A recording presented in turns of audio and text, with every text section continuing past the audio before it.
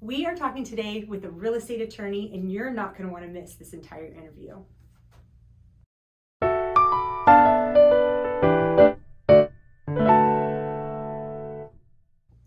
Hi, this is Christina with San Diego Real Estate Live, and I'm so excited to have Josue here today from Greenacre. He is a real estate attorney, and today we're really educating everyone on real estate transactions. So, Josue, could you just introduce yourself, let everybody know who you are and what makes you our expert at San Diego Real Estate Live? Sure thing. My name is Josue Guerrero. I'm with Greenacre Law. I'm the managing partner. We are a real estate law firm, so I handle everything from real estate transactions to litigation, that kind of stuff, all centered on real estate. And so Christina has asked me here today to talk a little bit about the cycle of a transaction, the kinds of things that come up during a transaction that is not common knowledge or people have common misconceptions about, and then I'll try to do my best to answer anything you have today for me, Christina.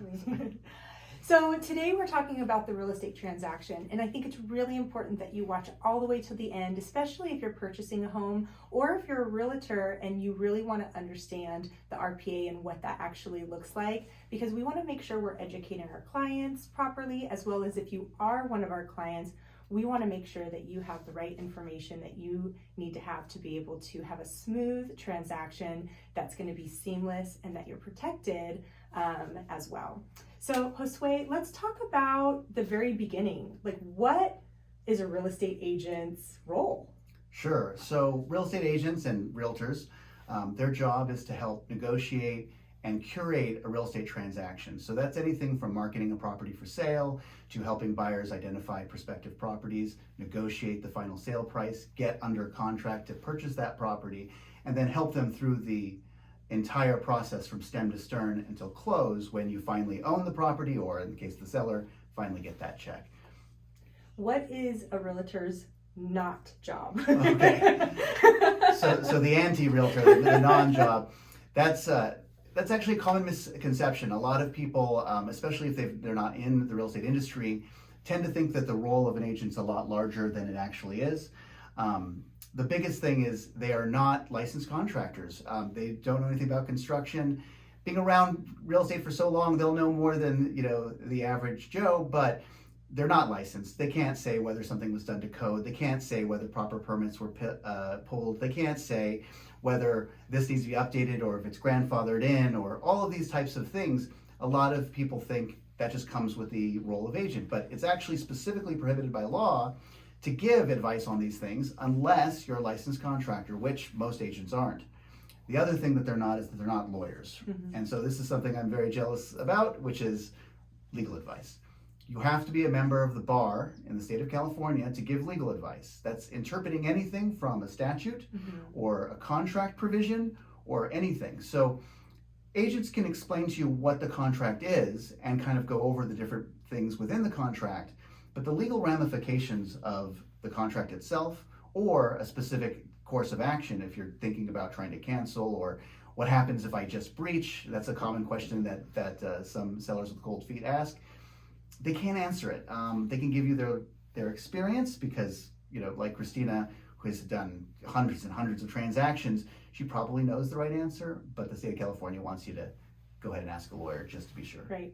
So when a realtor gives a client the advice to talk to an attorney, it's not because we don't want to help, it's because legally they need to, right? At certain points in the transaction, if that's something that needs to happen. Absolutely. And I think it also shows a real commitment to ethics, because a lot of agents know the answer, but it'd be easier just to tell you, makes them look good, makes you feel good, but it's illegal, it's a breach of their duty to you. The DRE doesn't like it and specifically disallows it. You can be sanctioned and you're licensed for it. So any agent that says, I'd love to do this, but just go call, Bob, the real estate agent, or Josue. They're really doing you a favor and making sure you're getting the right advice. So let's talk about some of the other roles in real estate. So we have escrow companies, title companies, we have home inspector, we have contractors.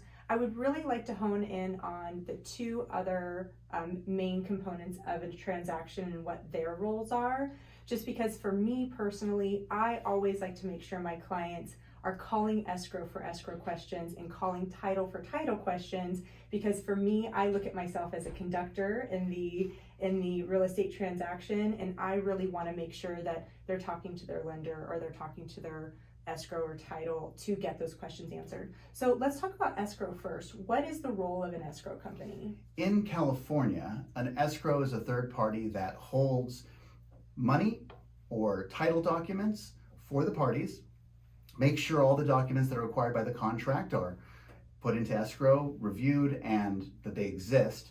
Maybe not the legal ramification of those documents, but generally all the boxes are checked. This is a lot different than other states. And so investors or buyers that are coming from out of states, this can seem like a confusing process because a lot of states do lawyer closes where a lawyer's office handles title and is the escrow. That is not what it is here.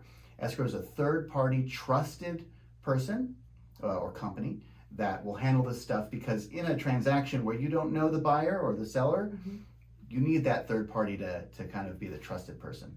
So with the escrow company, they hold the funds, right? So when you go into transaction, a lot of contracts have 3 days to put your EMD or your earnest money deposit. And then at the end of the transaction, you're putting the rest of the funds in to be able to either pay cash or you're putting the money down for your loan closing costs.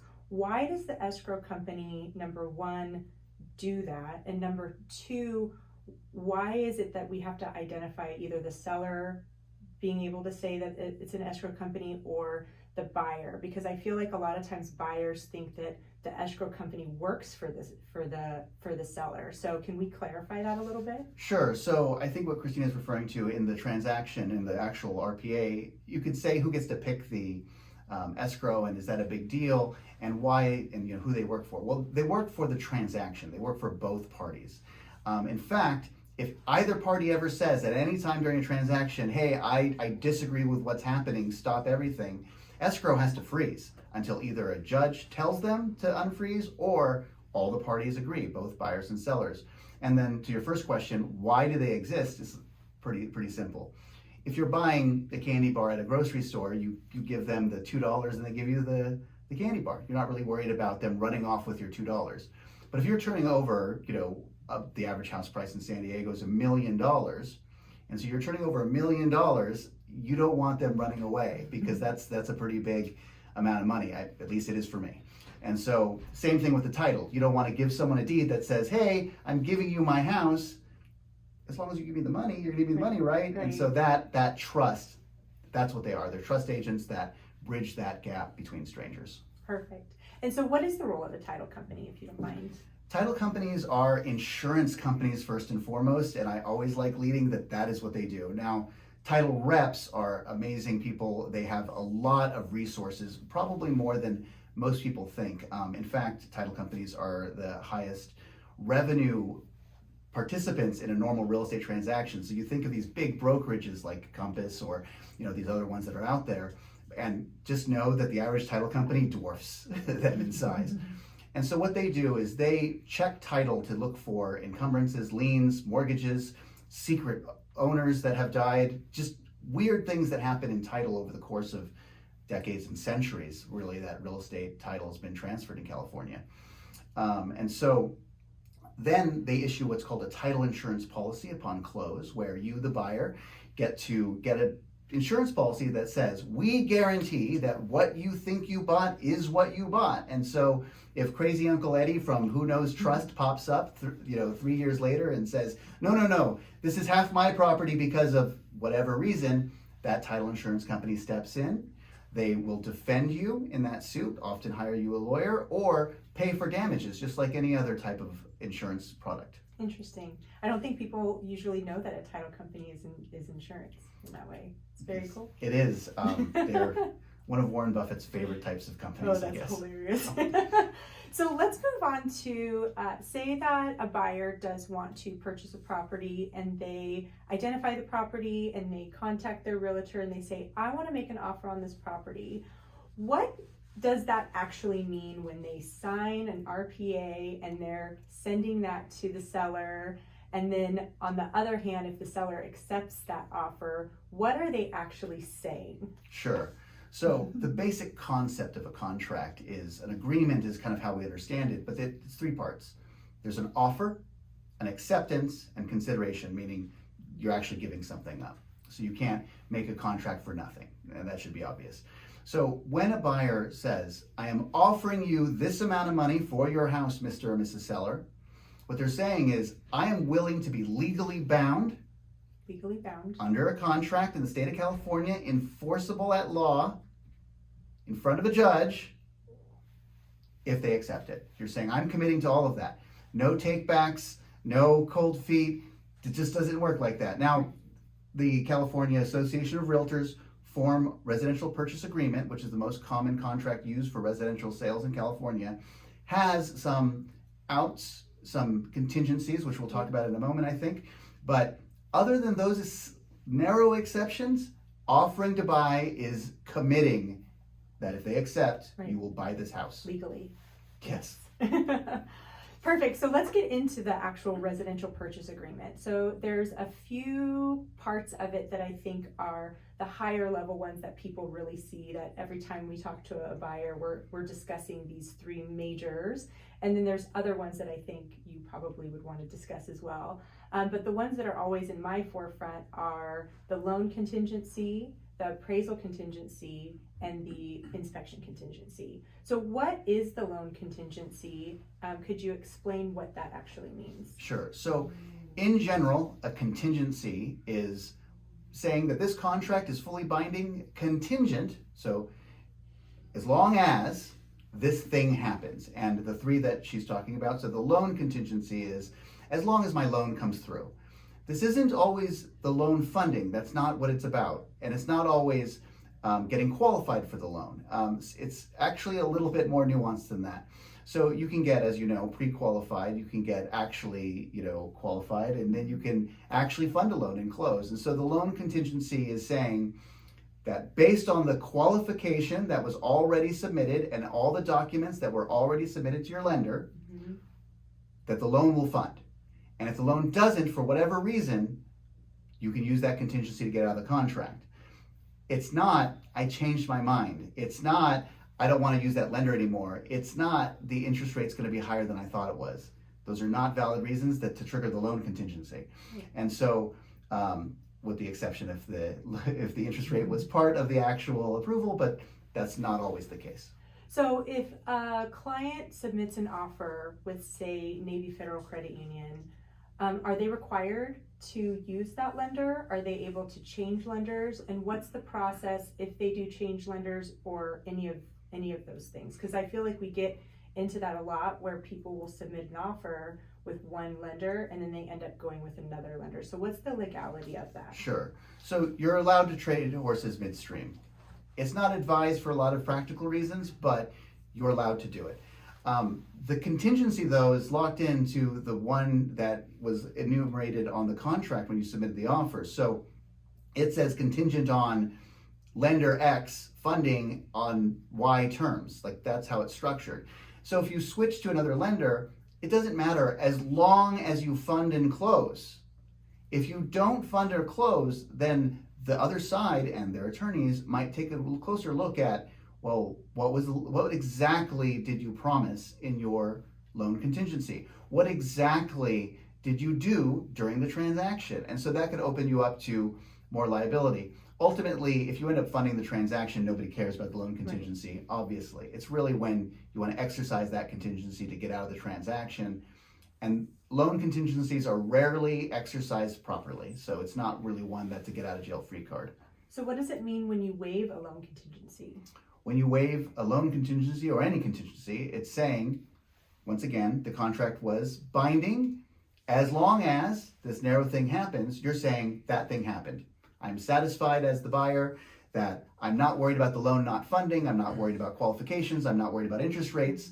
So come heck or high water, I'm buying this property and I got to pay for it somehow. And that's no longer a way out.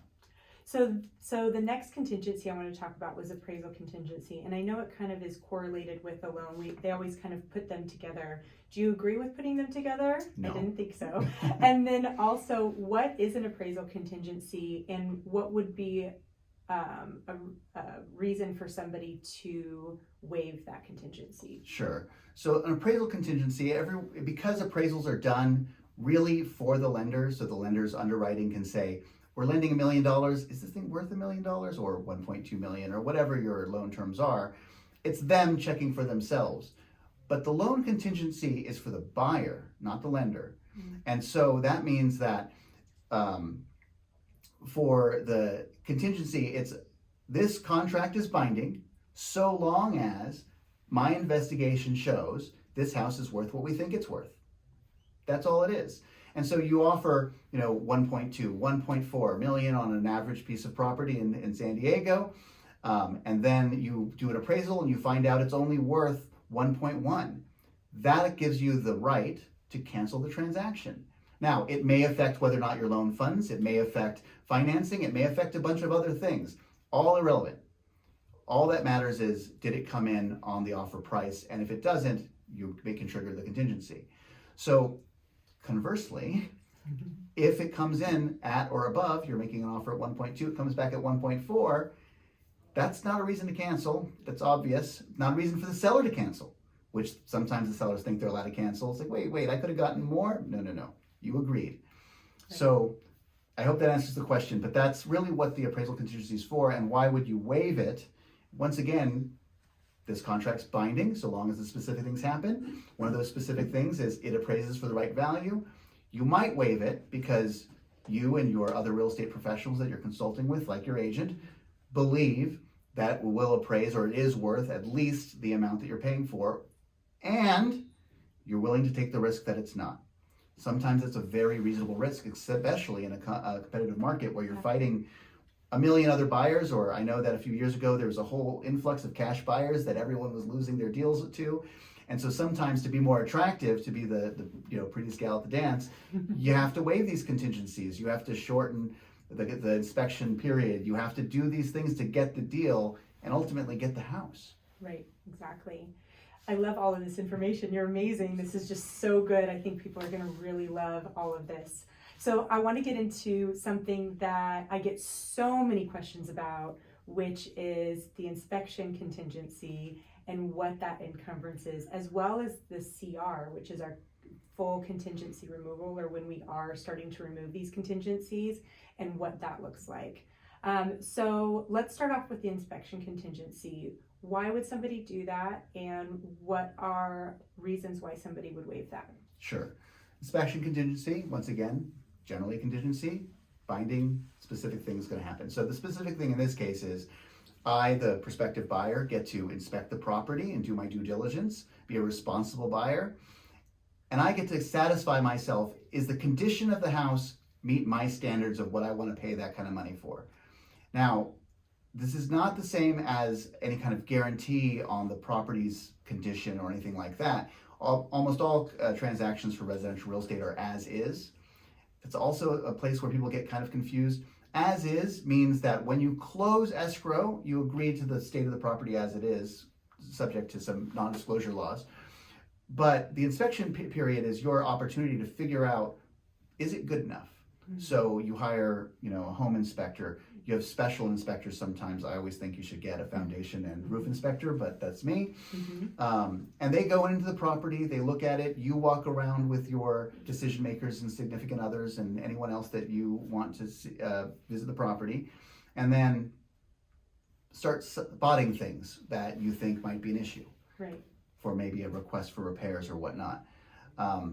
Once you've satisfied yourself that everything looks good, you want to close, you can go ahead and either waive your contingency, which you're going to need to do to close anyway, or you wait for the contingency period to expire, which is typically 17 days in a normal transaction. Can be extended and shortened though. So what is the role of the home inspector? I think a lot of people don't really understand what this person is there for. So I think it's important to be able to give folks an understanding of that, especially my fellow realtors. Sure. So home inspectors are general visual inspectors. They are non-destructive testing only. They're not going to look inside of walls. They're not going to peel back the paint, checking for lead paint from 1970s. they're not going to really do much of anything. They're going to peek their head in the attic and look around. They're going to do some moisture testing. They're going to look around for obvious things that look wrong, either not up to code or seems to be kind of weird, and he'll flag issues. For the more sophisticated inspectors, now home inspectors are a very valuable part of this process, so I'm not denigrating them in any way. I'm simply saying that's the world in which they're looking at. If they flag something, they may advise, that looks weird. I'm not a roof expert, but I think you should have a roof expert look at that. That's kind of strange. Oh, that foundation, I'm not familiar with that type of foundation. Maybe you need a foundation expert to look at that. On and on. The pool, maybe you need someone to look at that. Maybe the pool equipment is old. All of that stuff he'll flag to give you a general idea with professional eyes of what might be wrong with the house. But they are not by any means issuing a warranty or guaranteeing, right, what's inside the walls, because he doesn't know, and neither do you. Right. And so with moving forward with that, when we get to the point where we are looking at the CR form, because I think it's important for people to really understand this form, and the request for repairs as well. So I think I want to start with the request for repairs, Sure. actually. So as a buyer, you have an RR and you're doing a request for repairs. Could you explain briefly what that actually means? Sure. So a request for repairs is exactly what it sounds like. You're saying to the seller, hey seller, love the property, everything looks good. I think I'm offering a decent amount of money for it. This, I think it's not right. I think that, that thing didn't have a permit, or that thing's not up to code. Can you fix it just before we close so I feel better about it?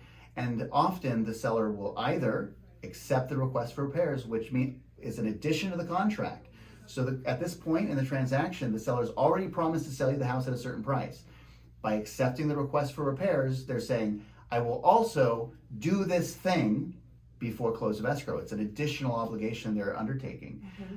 Often, this will be to get the deal closed in a seller's market, or in a buyer's market, they might just say, no, we're not going to do that. And that's an option, and that's going to be a point of negotiation between you, your agent, and the other side. So the next step would be, say that we send an RR to the seller, and the seller responds with an RRRR, right?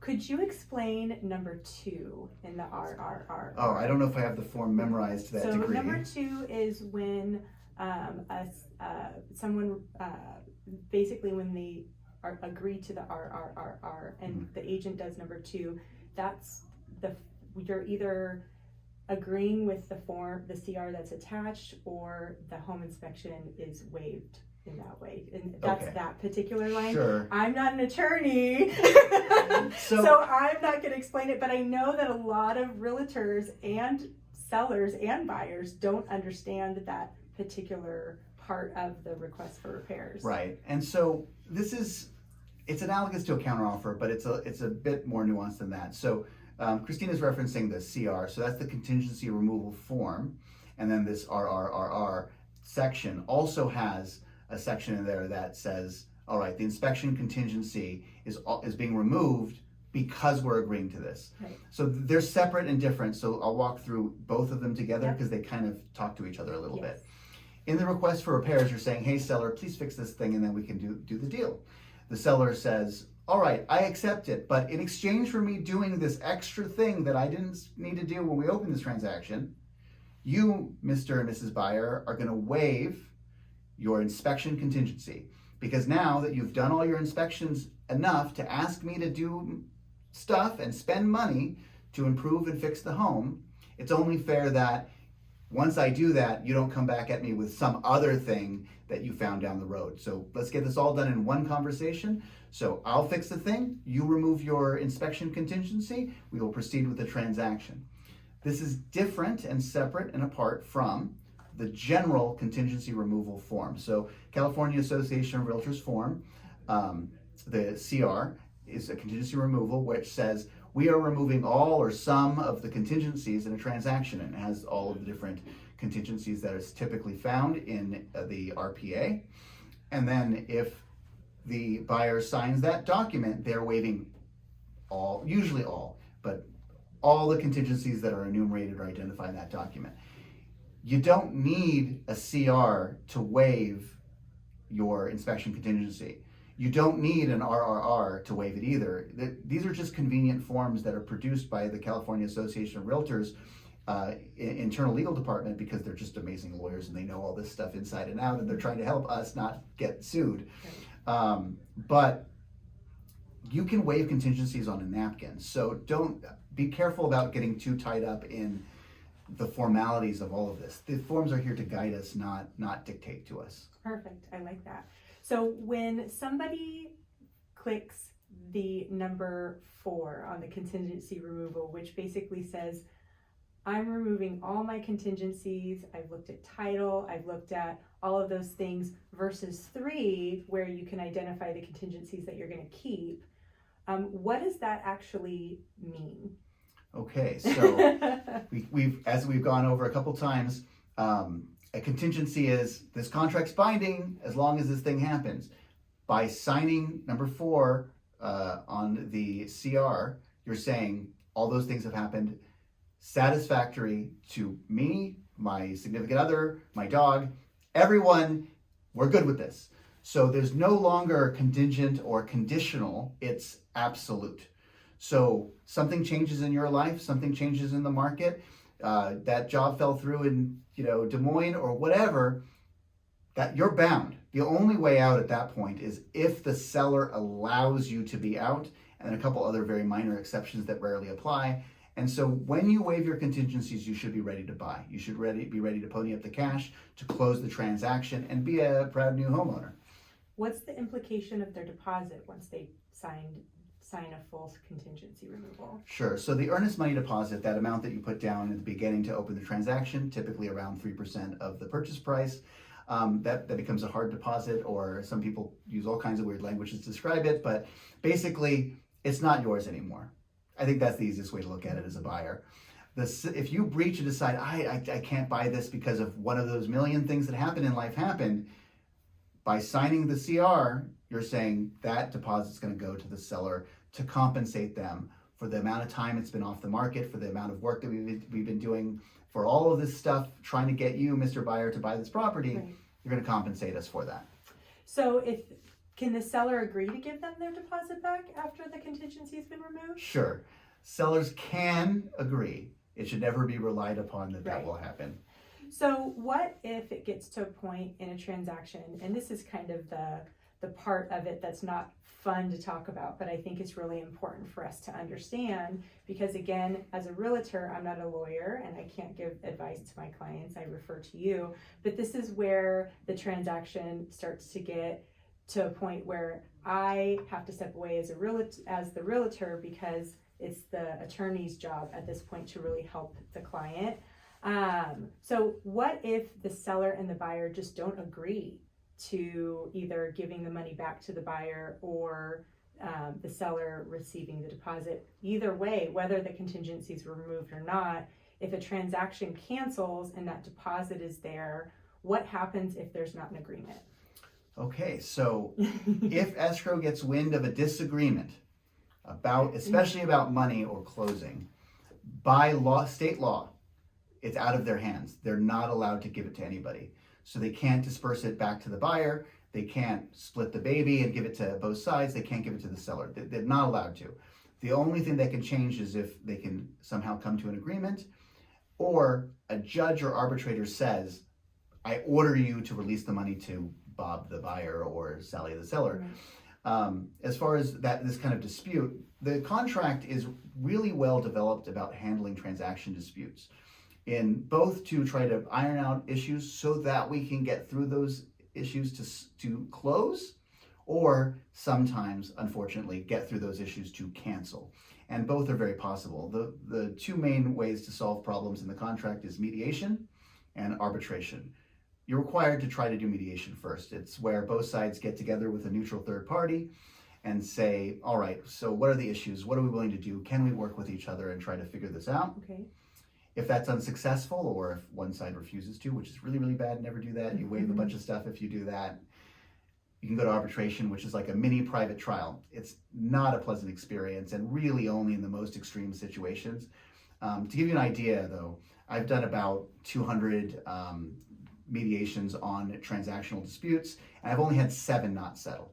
So it's very uncommon to go past that stage. Okay. But there are unreasonable and crazy people out there. So it may not be you, it may be the other side. Right, exactly. Well, that's really great information. I love that part of it as well, because I think it's important for folks to understand, number one, what am I actually saying when I get into a transaction? What are the due diligences that I'm able to do or execute during this transaction? What's the point in time when I can no longer say no? And then what would that look like afterwards?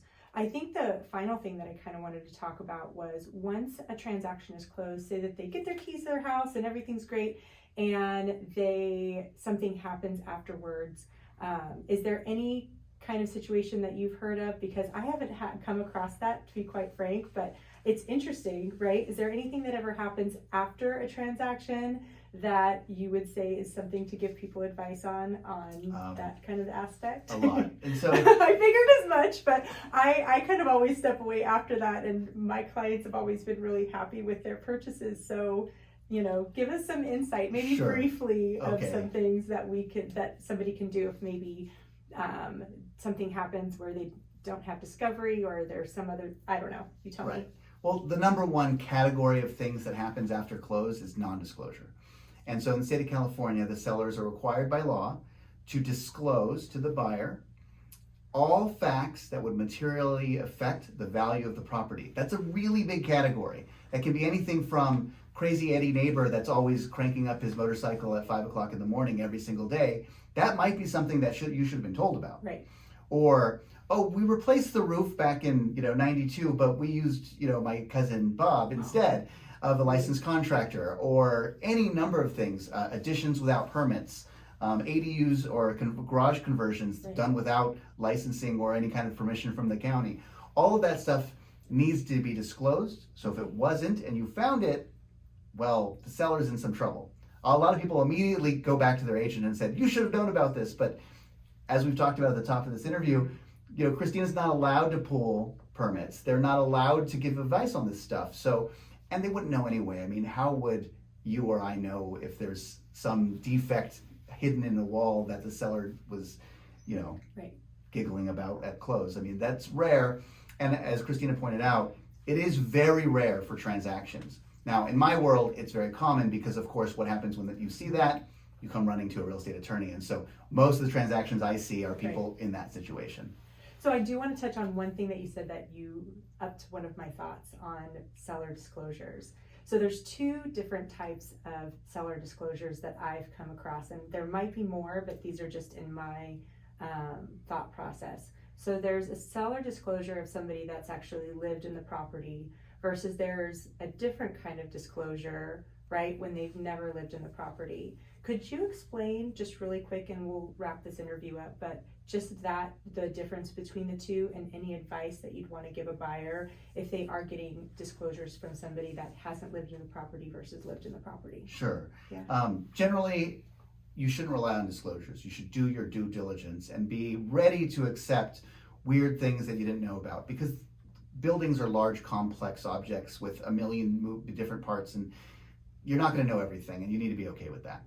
That said, the person that originally bought the house in 1940 and has lived there and raised a family and grandchildren and all of that stuff, they're going to know most of the stuff about the house. They're going to disclose most of the main stuff.